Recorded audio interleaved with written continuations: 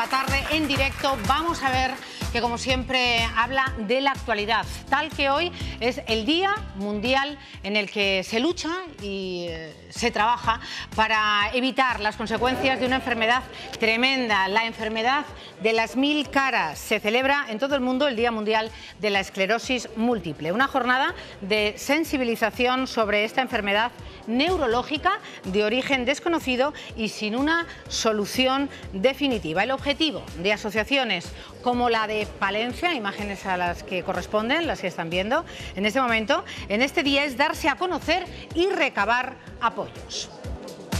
Tú tienes una fatiga que no ha generado discapacidad porque te han dado un 0 con el diagnóstico, pero tú la fatiga tenías que no ha quedado medida porque es un síntoma invisible. Al no tener ese certificado, tu empresa no tiene ninguna bonificación. Se acaban de enterar que tienes esclerosis múltiple, tienes un contrato de 6 meses.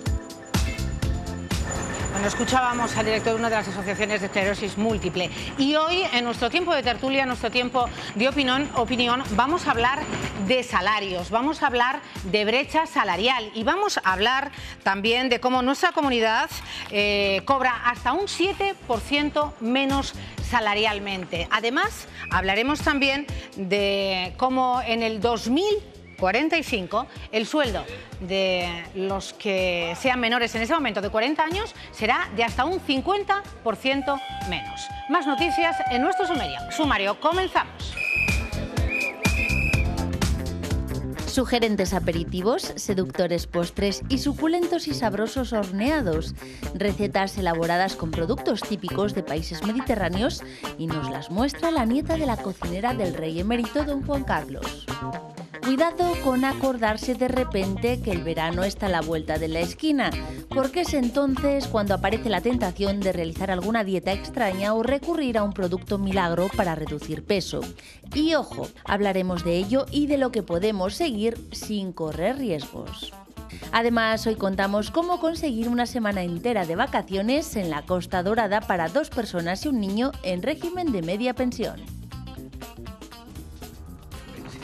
Bueno, vamos a hablar sobre esos temas que a todos y en el momento además que vive este país nos preocupan y mucho desde Castilla y León.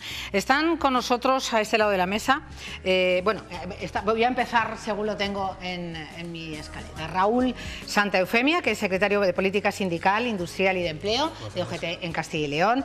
Bienvenido. Junto a él está Elena Abajo, que es del área de Salud y Relaciones Internacionales del Consejo de Juventud de nuestra comunidad. Bienvenida, Elena. A este otro lado de la mesa, nuestro colaborador habitual. Qué raro verte a este otro lado de la mesa, ¿eh? No pasa nada. Nuestro historiador y colaborador Carlos García. ¿Qué tal? Buenas tardes. Buenas tardes. Junto a él, Teresa Ortega, que es secretaria de Mujer, Federación Pensionistas y Jubilados de Comisiones Obreras en nuestra comunidad. Y por último, Jesús Isabel, que como siempre accede a nuestra invitación, coordinadora estatal en defensa del sistema de pensiones de Comisiones Obreras. No. Perdón. Pues oye, es que de verdad, me lo han puesto muy mal. Dígalo usted bien. Que yo lo corrijo y luego les... Nosotros somos la coordinadora estatal del sistema de defensa, sistema público de pensiones. Punto. Sistema público de pensiones. Perfecto, ¿habéis tomado nota? Pues vamos a ver si lo rotulamos en condiciones. Bueno, arrancamos con distintos temas, digo, de interés, de calado, que nos preocupan y mucho. Y a mí me gustaría que empezara usted, si no le parece mal, haciendo una valoración de cuál es el momento actual de España, de Castilla y León, y de esos datos que yo hablaba muy por encima, pero que trataremos en profundidad los próximos minutos. Y es cómo en el 2025, 2035 y hasta 2045 van a variar a la baja ostensiblemente ese porcentaje, esa tasa que vamos a cobrar. En definitiva, los menores de 40 años, de 40 hacia abajo, van a cobrar hasta, y usted me decía que todavía peor, un 50% de su último salario. Si efectivamente se aplicase el factor sostenibilidad que el Partido Popular quiere implantar, efectivamente sería eso. Si además calculamos también que en los años, para hacer el cálculo de las pensiones en la reforma, se traduce de 15 a 25 y que para tener la carencia al 100% se necesitarían los 37 años, si juntamos todos esos factores y lo vamos ampliando y vemos que la contratación de nuestros jóvenes cada vez es menor y tienen menos tiempo de trabajo y de cotizaciones, con lo cual también irían perdiendo, claro que sí. Por eso lo que nosotros planteamos, primero, que el factor sostenibilidad, que es un enemigo principal del sistema público de pensiones, porque lo que hace... Bueno, pero que viene marcado de Europa. No. Sí. Hay un informe de Bruselas que marca unos porcentajes que funcionan en el resto de los países europeos y nosotros tenemos un 80% y el resto tiene un 30 y tantos, un 40, un 50. El que más tiene es Luxemburgo. O sea, quiero decir que vamos a centrar la realidad de la situación. La realidad es que lo que ha marcado Europa es una simple y llana cuestión. Quiere marcar unos planes específicos privados de pensiones, no sistemas públicos de pensiones.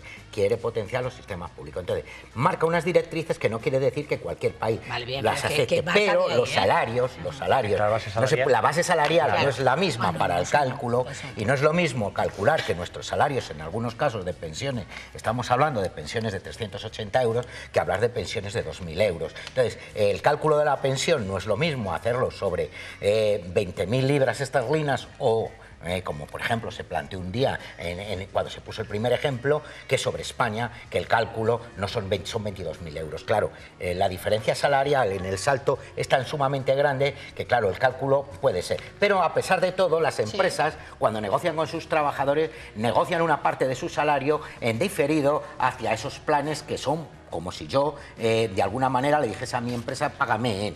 Lo que nosotros estamos es en contra de toda esa serie de cuestiones, diciendo que nuestro sistema público de pensiones es distinto, es viable y tiene aceptación. Lo que ha pretendido es el gobierno, con las distintas reformas laborales, meter una cuña hacia las pensiones para que se parezcan a Europa en lo malo y no en lo bueno. No en lo bueno. Ahí nos quedamos.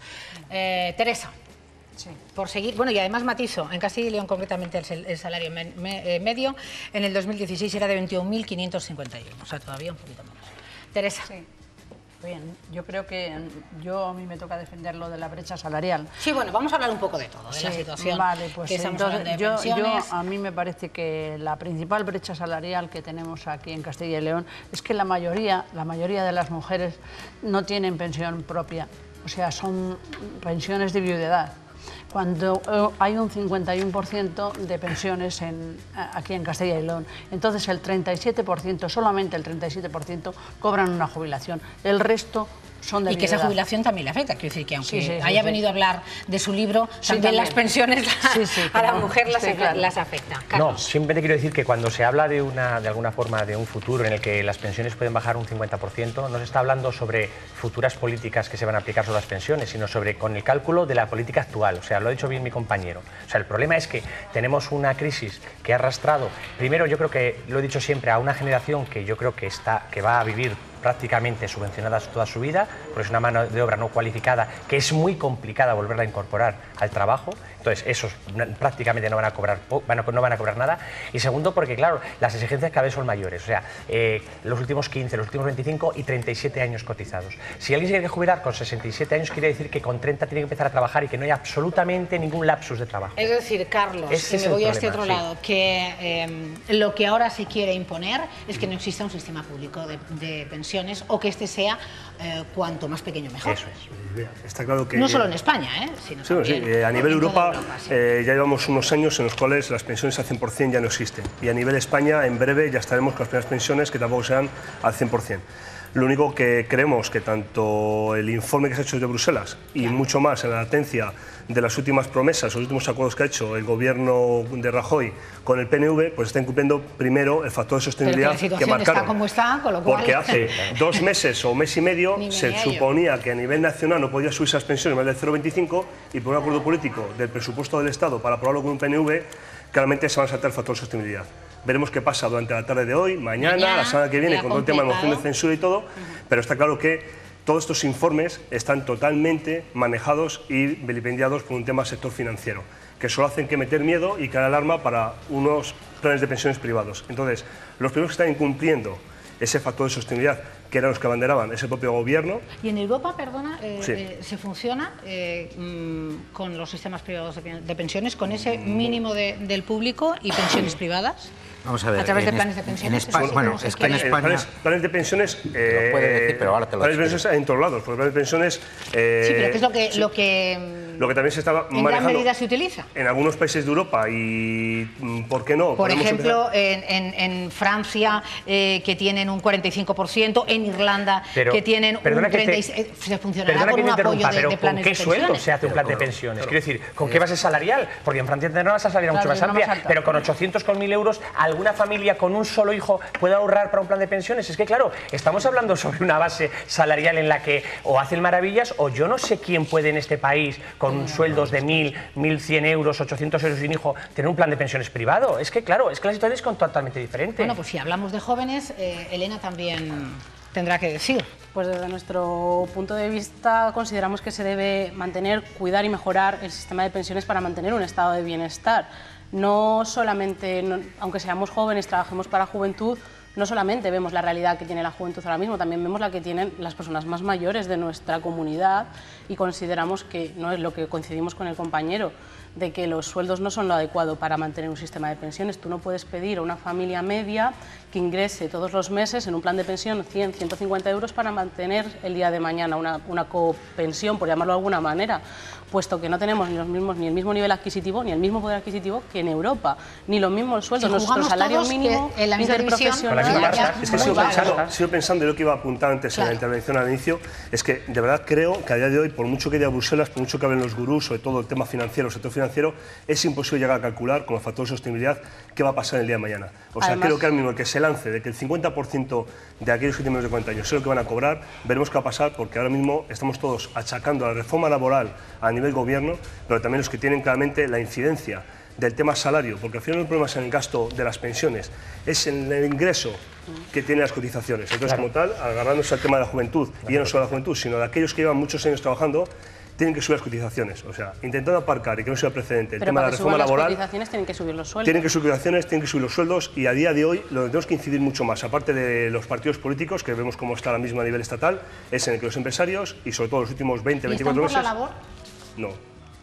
Y no Vamos a ver, es que hay una cuestión que yo creo que es de cajón. Sí. En España, cuando se habla de la Constitución, nos olvidamos de que tenemos una herramienta, que es el artículo 28, que le estamos olvidando, que es el derecho a huelga, que es el derecho a volver, es nuestra herramienta, y deberemos de recuperarlo. Y a votar también. Digo, deberíamos de volver, digo que deberíamos otra vez de hacer mucho uso, porque es la única herramienta que hemos tenido los trabajadores para aumentar.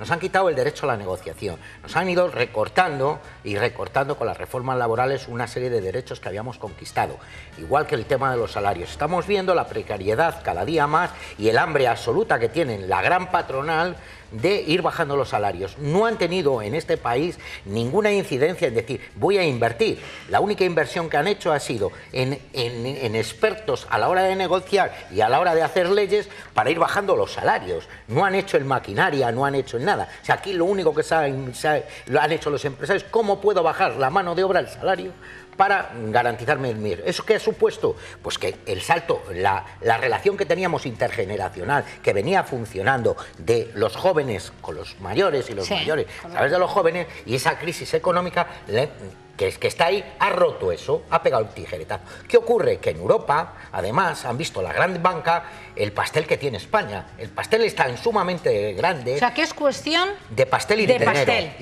Vamos a ver, en cuanto tengamos, compañeros, la llamada de José Carlos Díez, gran economista, experto palentino. Para más Inri no lo tenemos, bueno, pues me avisáis y le damos curso. ¿Qué les parece si escuchamos la voz de la calle, de ustedes, castellanos y leoneses? Ya cada día nos tenemos que jubilar cada vez más tarde, además, así que si es el 50% menos de lo que están cobrando actualmente, pues si vamos a trabajar más me parece horrible. No sé cómo llegan a esa conclusión, pero vamos. Lo que nuestros padres han hecho, pues no debería caer en saco roto. es un tema muy complicado porque cada vez hay más personas mayores, la gente vive más y pues bueno, es que es un tema muy difícil. Yo creo que habría que subir los impuestos, es que no queda otra, pero recortar de otros sitios que igual están haciendo mucho gasto al país. Pues muy mal me parece. Espérate a ver lo que cobramos el resto, según vamos. Bueno, pues que tal y como están las cosas ahora, poder cobrar el 50% sí que es verdad que es una pena, pero bueno, por lo menos nos dicen que vamos a cobrar un 50%. No vamos a mirar el vaso medio lleno, medio vacío, ¿no? Pues no toca otra que seguir trabajando y pues quizás tendríamos que pagar un poco más de impuestos para asegurar nuestras futuras pensiones. Pues me parece vergonzoso, vamos, no sé el motivo, vamos. Es por las cotizaciones actuales y los salarios que tenemos ahora y yo creo que es necesaria una reforma laboral que se ajuste al futuro y al presente. Bueno, aquí estaba alborotado, Claro. sí, que todavía no tengo la llamada, lo sé, digo que estaba alborotado No, lo que estoy viendo es que contertulios por lo que aportaban en las encuestas. Que parece mentira que gente joven, de alguna forma, este agua finita que vamos soltando, de que vamos a cobrar menos, al final cale y nos conformemos con resignarnos. O sea, Hombre, me parece vergonzoso y lo siento por la gente que ha hecho, pues lo siento por la gente que ha hecho, porque a lo mejor ha tenido la mala suerte de caer con la gente que se resigna. Me parece vergonzoso que la gente que tiene la pensión asegurada y que tiene más de 65 años esté en la calle luchando por conseguir sus pensiones y que no nos queden a nosotros sin ellas, y que me encuentre con gente que le haga entrevista, con gente joven que tenían que tener mucha más capacidad de lucha y que digan que bueno, que si cobramos un 50% que bastante es. No, somos una generación luchadora, luchadores y luchadores. Lo que pasa es que nos falta también. Yo he estado haciendo tertulias en las universidades. Somos una generación. Efectivamente, yo creo que también depende cómo se haga la pregunta. O sea, si yo te pregunto a un joven entre nada y el 50%, pues hombre, eso, pero yo estoy convencido de que los jóvenes no se resignan. Pero es que no solamente eso, se resignan, están luchando. es que vivimos mucho, claro, que el problema no es que vivamos mucho, ese es el problema, pero lo que necesitamos es la solución. Que todos queremos llegar a viejos, pero sin vivir como viejos. Si no nos morimos un poquito antes. Había una película, ¿os acordáis? Que se llamaba no sé cómo era, Un Mundo Feliz o algo así, donde a los 45 les llevaban a ir y les mataban, pues tendremos que ir matando a la gente. Tenemos ya, perdonadme, y podéis continuar porque tengo ya a José Carlos Díez, economista de Palencia, de La Tierra, que es un gurú de la macroeconomía, también de la microeconomía, y que además estamos muy contentos de que entre telefónicamente. Nos hubiera gustado tenerle aquí en plató. ¿Qué tal? Buenas tardes, encantada. Buenas tardes y una lástima no estar allí. En unos días estaremos juntos porque además José Carlos presenta su último libro y vendrá a presentarlo aquí a Castilla y León. Estamos hablando de un tema que nos importa a todos, el tema de las pensiones, el tema de la brecha salarial, de los trabajos feminizados, de lo que pide el informe de Bruselas, de esa baja de la tasa que deberíamos de aplicar en nuestro país para estar acorde al resto de Europa, pero todos hablan de que los sueldos no son los que tiene el resto de Europa. ¿Cómo está la situación de esas pensiones, de esa futura generación que entiende que va a cobrar menos del 50% y algunos de ellos entienden que mejor es eso que nada? Cuéntanos, José Carlos. Bueno, yo creo que el problema está, el origen del problema está en los salarios, porque eso es lo que ha provocado que los ingresos de la seguridad social no crezcan y que el déficit del sistema público de pensiones sea tan elevado, de 18.000 millones, y que se haya acabado la UCI y todo eso que estamos contando, ¿no? Por lo tanto, yo pondría el foco en los salarios, que es donde se va a centrar mi libro, y ¿no? Donde el libro se titula De la indignación a la esperanza, y estamos en la indignación. Yo voy a intentar con el libro sacar un plan para salir de ahí. Pero evidentemente que el problema continúa. Llevamos 3 años con un cambio. Le escucho fatal, le escucho fatal. Ahora, es que le escucho entrecortado, te lo escucho entrecortado, José Carlos. Lo comento a los compañeros a ver si pueden solucionar y que ese audio sea más nítido. Estás con un móvil, ¿no? Sí. Bueno, Ahora vamos mejor. a intentar escucharte porque seguro que nos iluminas el horizonte. Adelante, José Carlos, continúa. Bueno, llevamos 3 años con una creación de empleo intensa, y gracias a las políticas del BCE y todo lo que hemos visto, y los salarios no acaban de reaccionar. De hecho, el informe del INE de esta semana lo que dice es que el salario por hora trabajada en España sigue cayendo. O sea, no es que no suba, es que ha caído. Y en esta situación, pues evidentemente... Pero no hay un crecimiento del 2,4, del 2,8. ¿Pero dónde está ese crecimiento? Que el asalariado, que el trabajador nunca redunda en él, no se aprecia. Lo que está pasando es que ese crecimiento de la renta en parte se va para las personas que encuentran el nuevo empleo, que estaban desempleadas y pasan a cobrar un salario, aunque sea precario, y en otra parte mayoritaria, como dice el Banco de España, a los beneficios empresariales. Yo creo que está el problema ahí. El origen empezó en la reforma laboral del 12 y esto es inédito. En las anteriores recuperaciones no había pasado esto. Entonces, hay dos cosas. Una, cómo se reparte el peso de los salarios en la tarta y en la renta, que pues, están en torno a 3 puntos del PIB, o sea, casi 35.000 millones de euros que han perdido las familias. Y dos, cómo hacemos que el crecimiento a futuro sea con empleos de más calidad y no con empleos precarios. Con lo cual, José Carlos, qué fatal comunicación. Yo es que te entiendo apenas un tercio de lo que estás hablando y es una tristeza tener a alguien como José Carlos Díez y no poder entender lo que dicen. Yo no sé los contertulios, pero no se le entiende, es tremendo. Yo creo que pero entre líneas podemos concluir que el que reparte siempre se lleva la mejor parte. Si los bancos pierden parte del dinero, se está ahí para echarles una mano y para que vuelvan a florecer. Si la clase, o sea, todos los que están repartiendo acaban por ver cómo las pérdidas vuelven a generar beneficios. Pero el de abajo, el asalariado, el trabajador, una vez perdido ese nivel adquisitivo, nunca más vuelve a él. Bueno, y sobre todo los nuevos empleos y los jóvenes. Los que están entrando nuevos en el mercado de trabajo son los que están sufriendo el problema. Bueno, no sé si le queréis preguntar algo, pero es que yo creo que habla por sí solo. Y el panorama a corto o medio plazo, ¿qué es lo que tenemos por delante los españoles? Los españolitos de a pie, ¿qué tenemos, José Carlos? Pues hombre, en los últimos 40 años hemos conseguido mejorar mucho el salario medio, hemos conseguido multiplicar por 3 el gasto social por habitante.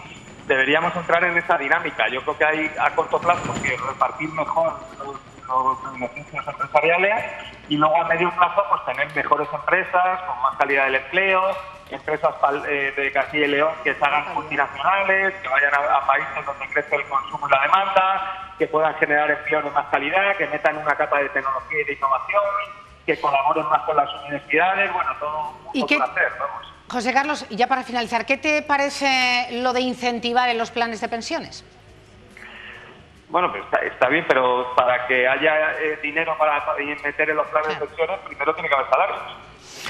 Siempre estamos hablando de lo último. Bueno, de lo primero. yo le sigo muchas veces a José Carlos a través de los medios de comunicación y me parece que es un hombre que habla con bastante coherencia y él a veces dice que también no es necesaria. Vamos a ver, el problema es que estamos contando con lo que se ingresa a través de alguna forma las cotizaciones de las empresas, pero que se puede sacar de los presupuestos dinero para pagar pensiones, que no tiene por qué ser solamente hacer el cómputo con lo que el trabajador a través de la empresa cotiza, sino que no habría ningún problema para de alguna forma complementar esas pensiones con otras partidas presupuestarias, ¿no? José Carlos, se nos ha ido. Vamos a ver lo que nosotros... Bueno, yo creo, pero otra vez volvemos a de algún lado sale el dinero para pagar impuestos. O sea, yo creo que deberíamos poner el foco en los empleos, en la calidad de las empresas y en los salarios. Si no, es imposible pagar pensiones ni pagar nada, ¿no? Si las empresas no pagan buenos salarios, no la hay madre dinero del para cordero. nada. Los salarios. Bueno, gracias José Carlos, de verdad, un besazo enorme. Nos vemos en unas semanas presentando tu último libro y hablaremos de esto y de otras muchas cosas. Gracias, un abrazo. Perdón por la conexión, gracias. Era nosotros complicado. Queríamos antes de nada empezar a decir que nosotros antes de que ya Europa lo dijésemos cuando... y no lo hacemos nosotros, lo hace el estudio que incluso de las cajas de ahorro cuando entró a la reforma el 2013, cuando se hicieron las reformas de las pensiones, se calculaba que al 2060 se iba a quedar con el 50%, sin entrar a ningún lado. Al 2060. Uy, digo, madre, ya, qué datos. digo. En el año 95 en España se hablaba que la caja de pensiones se iba a romper, y en el año 95 decían que en el año 2008 se iba a acabar. Se iba a acabar. Y aquí estamos, en el 2019. González políticos, desde Felipe González se dice que era insostenible el sistema de pensiones. Ya con Felipe González se habla de la insostenibilidad del sistema. Yo cuando habláis de economistas, a mí sí que me gustaría hablar de los grandes economistas de este país, que nadie les tiene en cuenta. grandes economistas de este país se llama Teresa, se llama Juanita, se llama Pepita, que con 380 euros llega a final de mes, que sabe todas las ofertas de los supermercados, que sabe cómo llegar, y otros pensionistas con una familia, la pensión media en Castilla y León es de 600 euros, más menos, porque hay más de 600 euros, aunque la pensión media es de 900, pero la gran mayoría de pensiones de los mayores de 65 años es esa, digo, de los mayores de 65 años, con lo cual, y las viudas aquí es bastante... Nos están escuchando, ¿eh? Gran parte de ellos, y eso es lo que me refiero, esos son los grandes economistas, es a los que hay que preguntar cómo llegar, y esa gente lo dice bien claro, si mi hijo tuviera empleo, si a mi hijo le diesen empleo estable, si mi hija tuviera empleo estable, si mi hija no tuviera que dedicarse a cuidar a los niños, estaría trabajando, porque hemos hecho sacrificios, porque hemos pagado carreras, porque tenemos a nuestros hijos a la mejor generación preparada y la tenemos en casa, sentada, sin mirar. ¿Qué futuro tienen? Eso es lo que nos preocupa. Y eso es a lo que nosotros queremos entrar. En esta tertulia, una pequeña nota. Ahora hablas tú, Elena. Una pequeña nota también de optimismo. O sea, estamos siempre hablando también de negatividad. O sea, yo sigo pensando desde el Yo fíjate que pensé que me ibais a dar un... Sigo pensando en el que ese cajón o esa caja que se llama pensiones va a seguir existiendo. O sea, no puede permitirse ningún partido político en el que desaparezca la palabra pensión, porque esos son muchos votos. Pues los dos que han gobernado hasta el momento, el Partido Socialista y el Partido Popular, uno en el 2011 y otro en el 2013, introdujeron reformas. Pero ninguna cerró de verdad esa pensión. Efectivamente, con las que adecuar las pensiones a la nueva realidad. ¿Qué pasa? Que entonces nos tocará, y digo nos tocará porque también nosotros como tal representamos a esa gran representatividad que nos vota en los centros de trabajo, en las secciones sindicales y los comités de empresa, en el ver cómo ese factor de sostenibilidad revertimos a lo que el PP quiere, que es devaluarte la pensión. Tal vez tenemos que hablar de un factor de sostenibilidad en el que si hay ahora lagunas de cotizaciones como hay en los mayores de 55 años, en Castilla y León hay 40.000 personas mayores de 55 para otra duración y 10.000 que no cobran nada, pues veremos a ver cómo ese factor de sostenibilidad, por llamarlo de alguna manera, ¿qué tenemos que hacer con esa vía laboral para poder que no haya esas lagunas de cotizaciones? Y luego, una vez más, tenemos que ver que el problema no es de gasto, es de ingreso. Entonces, habrá que dar una vuelta otra vez, como se ha dado el dato en el día de hoy, que más o menos ciframos desde los sindicatos 210.000 falsos autónomos. Habrá que dar una vuelta no al régimen general, sino a qué sucede con los autónomos. ¿Por qué? Porque ya no es el autónomo de España el que yo quiero joderme, y perdón con la palabra, en levantar la persiana y castigo yo mi vida personal, familiar, laboral para invertir en levantar la persiana, sino que ahora sectorialmente, y son todos los sectores, los empresarios de España, y en Castilla está sucediendo también, están obligando a aquel persona que quiere tener un contrato a llamarse autónomo. Efectivamente, cuando no lo son. Y trabajan para una sola empresa y en circunstancias que son ilegales, claro. Totalmente. También nosotros queríamos hacer resaltar que, contrariando a alguna opinión que hay en esta mesa, nosotros, los jóvenes y las jóvenes, somos una generación luchadora, muy formada. Eso sí. Y aparte de altamente formada, no nos dejan avanzar. ¿Por qué? Primordialmente porque no nos dejan acceder a puestos en los que te piden tienes que tener un año de tal. Si no has regalado ese año haciendo prácticas, no tienes un año de experiencia, si lo pensamos adecuadamente. Y luego, aparte, si lo pensamos bien, los datos de la Comisión Europea son un poco agónicos, por así decirlo. Te dicen que para 2070 vamos a tener una tasa del 45% de la pensión sobre el último salario. O sea, son muy agónicos. Se pueden ver como se están viendo o se pueden ver como una oportunidad para saber que tenemos que hacer cambios y tenemos que mejorar el sistema. Pero el sistema empieza por tener empleo de calidad, tener empleo tanto para jóvenes como para mayores, no nos vamos a meter en esto, que sea adecuado, duradero, no de corta duración los contratos. Pero mi pregunta es, ¿los políticos de un lado y de otro de este país tienen intención de mantener el sistema público de pensiones o hay de alguna forma un run y se le quieren cargar? Esa es la pregunta que le hacía antes a Raúl. No sé si lo quieren o no mantener, solo sé que se debe mantener. Que en este país no podemos estar sin un... Vamos a dejar el planteamiento, lo respondemos a la vuelta. Vamos a hacer una primera pausa y continuamos la tertulia. Lo quieren mantener.